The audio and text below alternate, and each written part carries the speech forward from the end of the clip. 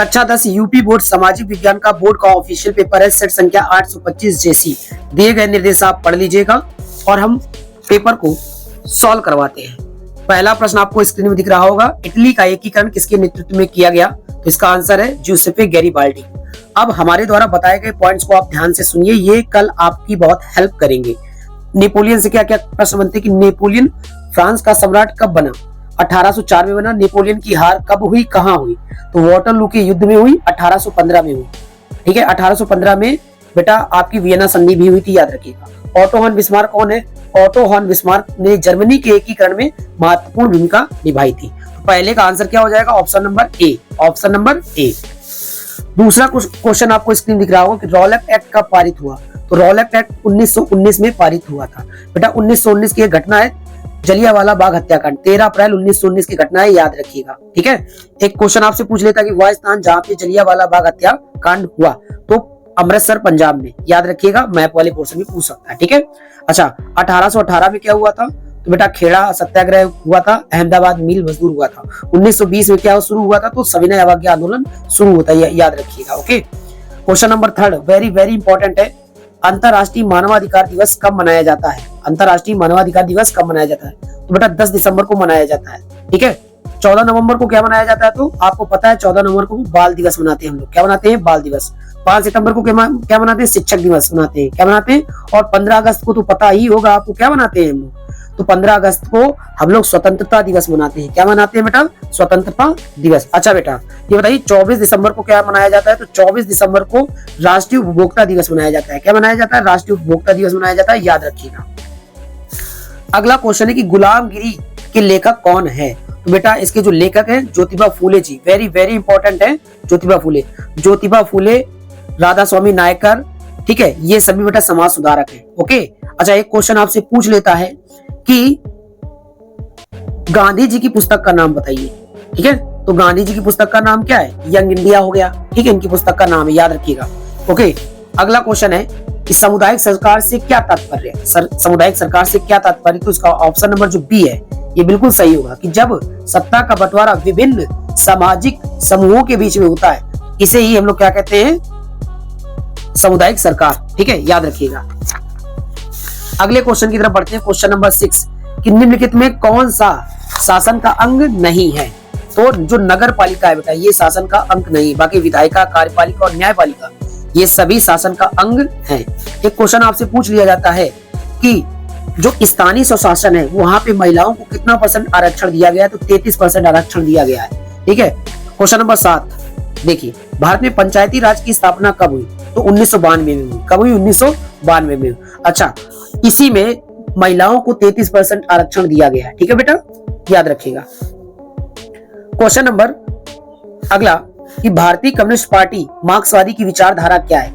तो बेटा ये मार्क्सवाद लेनिनवाद में विश्वास करते थे, धर्मनिरपेक्षता और लोकतंत्र का समर्थन करते थे, साम्राज्यवाद और सांप्रदायिकता का विरोधी थे। तो ऑप्शन नंबर डी इसका बिल्कुल सही हो जाएगा। तो बेटा इसका आंसर क्या हो जाएगा?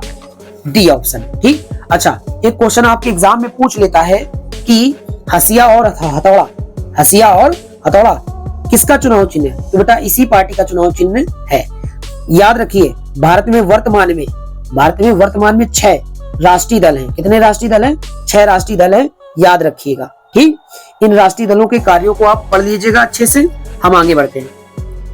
कह रहा लोकतंत्र का प्रमुख गुण निम्न में से कौन सा है?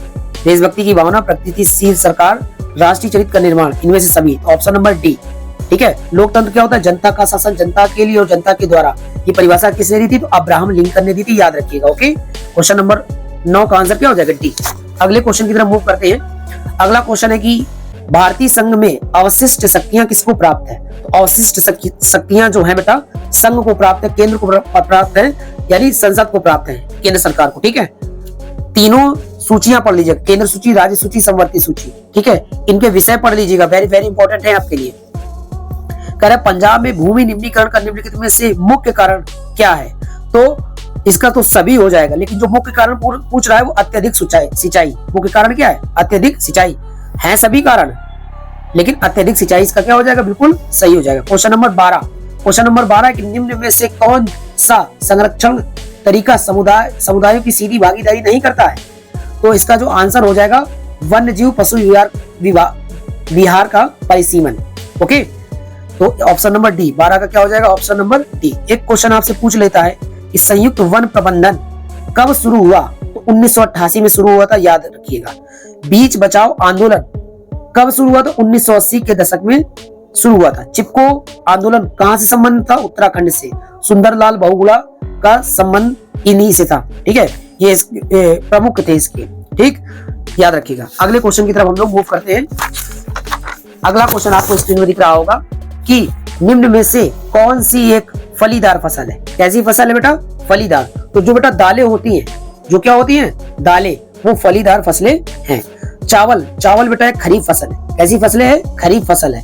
अच्छा, खरीफ फसल क्या होती है? जो बरसात या मानसून के सीजन में बोई जाती है, अर्थात जून से जुलाई के सीजन में बोई जाती है, उन्हें खरीफ फसल कहते हैं। तो ऑप्शन नंबर 13 का ऑप्शन क्या हो जाएगा? ए।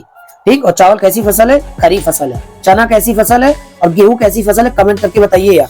वीडियो को लाइक कर दीजिए और शेयर कर दीजिएगा। ओके, क्वेश्चन नंबर 14 देखिए, कह रहा निम्न में से कौन सी शब्दावली 2 या 2 से अधिक देशों के बीच व्यापार को दर्शाती है? तो अंतरराष्ट्रीय व्यापार। क्या? अंतरराष्ट्रीय व्यापार।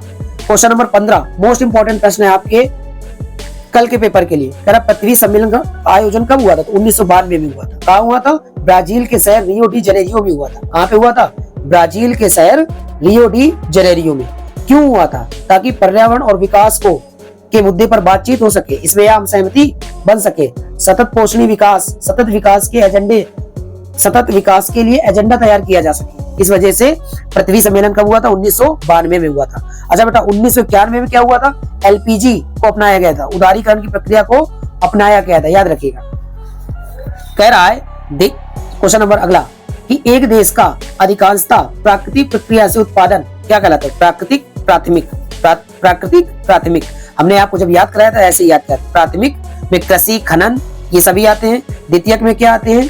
विनिर्माण क्षेत्र आते हैं, इसमें वस्तुओं को बनाया जाता है। तृतीयक में क्या आते हैं? इसको सेवा क्षेत्र कहते हैं। ठीक है, टीचर, कोचिंग संस्थान, ठीक है, बैंक, ये सब अपनी सेवाएं देते हैं तृतीय क्षेत्र। ठीक है, याद रखिएगा, इंपॉर्टेंट है आपके लिए।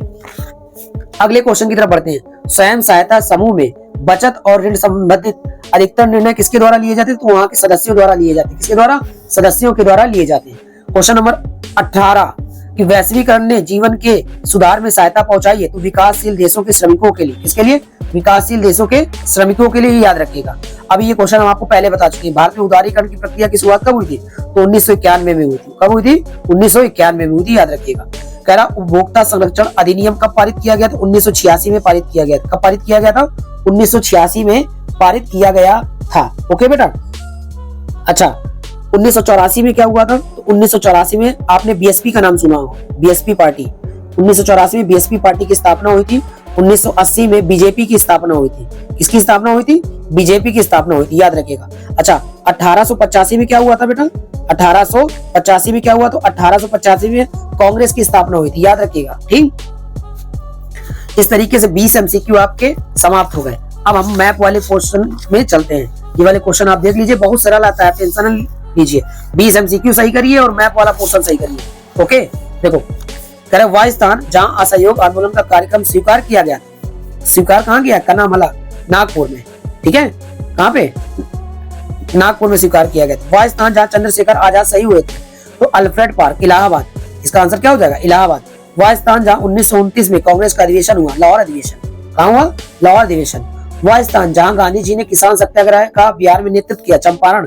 ये गांधी जी का पहला था भारत में, 1917 में, चंपारण, याद रखिएगा। वह स्थान जहां 1927 में कांग्रेस का अधिवेशन हुआ, तो कन्नामला, मद्रास। मैट्रिक बता चुका हूँ। मैप वाले प्रश्न देख लीजिएगा आप, उससे बाहर कुछ नहीं जाएगा। अगला क्वेश्चन कह रहा है कि महाराष्ट्र की राजधानी, तो मैप मिलेगा, अभी हम मैप के वीडियो भी बना देंगे। कह रहा है महाराष्ट्र की राजधानी, महाराष्ट्र की राजधानी क्या है? बम्बई। बम्बई को आप दर्शा दीजिएगा। ठीक है, पॉलिटिकल मैप आपको मिलेगा उसमें। कह रहा है खनिज तेल, तो खनिज तेल आपका आपने नाम सुना होगा, खंबात की खाड़ी। ठीक है, सुना है कि नहीं सुना? बता देता हूँ। ठीक है, ये वाला जो क्षेत्र है, और उधर असम वाला जो क्षेत्र है, ये वाला क्षेत्र बेटा किसके लिए? किसके? खनिज तेल के उत्पादन के लिए प्रसिद्ध है। असम का डिगबोई क्षेत्र, याद रखिएगा, सबसे पुराना क्षेत्र है। ठीक, कह रहा भारत के किसी एक परमाणु ऊर्जा केंद्र का नाम पूछ रहा है, तो हम 4 आपको बता रहे हैं, याद रखिएगा। 4 नरौरा उत्तर प्रदेश में है, नरौरा उत्तर प्रदेश में, रावरभाता राजस्थान में, कलपक्कम तमिलनाडु में है, ठीक है, और काकरापारा गुजरात में। तो इन चारों में कोई भी आप लिख दीजिएगा। भारत का एक लौह इस्पात संयंत्र, तो जमशेदपुर लिख दीजिएगा। इसका आंसर क्या लिख दीजिएगा? जमशेदपुर लिख दीजिएगा। एक ताप विद्युत केंद्र, इस चिन्ह के द्वारा दर्शाना है। तो बेटा पनकी, मैं कानपुर में रहता हूँ तो पनकी यहाँ पे है, ठीक है, और एक रिहंद, ठीक। तो इस तरीके से जो आपका ये सेट संख्या 825 जैसी था ये समाप्त होता है।